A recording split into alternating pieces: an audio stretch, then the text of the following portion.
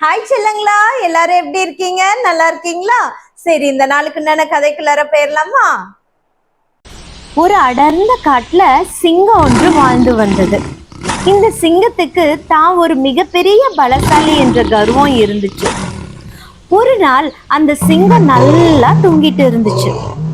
அப்ப அங்க வந்த ஒரு சுண்டலி சிங்கத்தின் மேல ஏறி விளையாடியது. அதனால அந்த சிங்கம் தூக்கத்துல இருந்து எழுந்துடுச்சு. தன்னோட தூக்கத்தை டிஸ்டர்ப் பண்ணுன அந்த சுண்டலிய பார்த்து அந்த சிங்கம் கோவத்துல பயங்கரமா கத்துச்சு. இந்த சுண்டலியும் நடுங்கியபடியே, சிங்க மகாராஜாவே, என்ன ஒண்ணும் பண்ணிடாதீங்க, இப்ப நீங்க என்ன கொல்லாம விட்டா கண்டிப்பா நான் உங்களை பின்னாடி காப்பாத்துவேன்னு சொல்லிச்சு. இத கேட்ட இந்த சிங்கம் பயங்கர கடுப்பாயிடுச்சு. என்னது, நீ என்ன காப்பாத்த போறியா? உன்னோட உருவம் என்ன, என்னோட உருவம் என்ன? ஏய் சுண்டலி, ஐயோ பாவம்னு உன்னை கொல்லாம விடுறேன், அதனால மரியாதையா இங்கிருந்து ஓடி போயிடுன்னு பலத்த குரல்ல கத்தியது. சுண்டலியும் தப்பித்தோம் பிழைத்தோம்னு பின்னங்கால் பிடரியில் அடிக்க பயந்து ஓடி தப்பியது. இப்படியே சில மாதங்கள் கழிந்தது. ஒரு நாள் அந்த சிங்கம் வேடன் ஒருவன் விரித்த வலையில் மாட்டிக்கொண்டது. என்ன செய்வது என்று தெரியாமல் திகைத்த சிங்கம் பலத்த குரலில், என்னை யாராவது காப்பாத்துங்க காப்பாத்துங்கன்னு கத்தியது. அப்பொழுது சிங்கத்தின் குரலை கேட்டு அங்கு ஓடி வந்த சுண்டலி அதன் கூர்மையான பற்களால் வலையை கடித்து கடித்து வலையை கிழித்து சிங்கத்தையும் காப்பாத்தியது.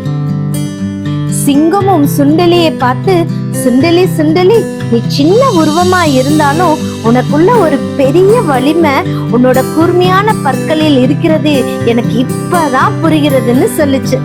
இனிமேல் யாரையும் நான் தாழ்வாகவும் அற்பமாகவும் குறைத்து மதிப்பிட மாட்டேன் என்று சொல்லி சுண்டலியை நன்றாக கௌரவப்படுத்தியது இந்த சிங்க மகாராஜா.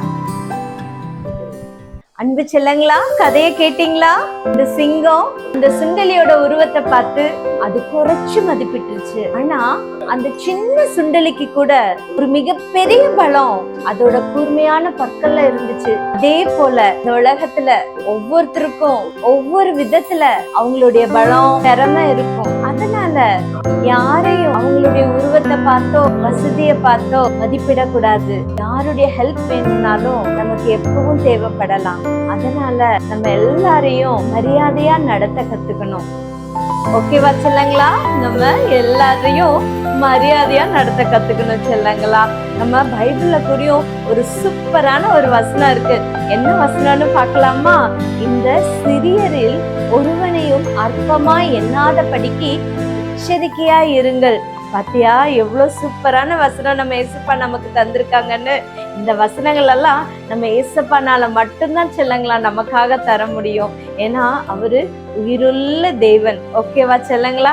இந்த வசனத்தை அக்கா கூட சேர்ந்து சொல்றீங்களா? சொல்லலாமா? சொல்லுங்க பாப்போம். இந்த சிறியரில் ஒருவனையும் அற்பமாய் எண்ணாதபடிக்கு எச்சரிக்கையாய் இருங்கள். இந்த வசனம் எங்க இருக்கு? மத்தேயு 18:10. இந்த சிறியரில் ஒருவனையும் அற்பமாய் எண்ணாதபடிக்கு எப்படி இருக்கணுமா? எச்சரிக்கையா இருக்க வேண்டுமா செல்லங்களா? இந்த வசனம் எங்க இருக்கு? மத்தேயு சொல்லுங்க 18:10. ஓகே செல்லங்களா? இந்த வசனத்தை மனப்பாடம் பண்ணுங்க. காலையில உங்க அம்மா அப்பா கிட்ட சொல்லுங்க. சரியா செல்லங்களா? அக்கா நாளைக்கு நைட் 8 o'clock உங்களை வந்து பாக்குறேன். ஓகேவா செல்லங்களா? பாய், குட் நைட்.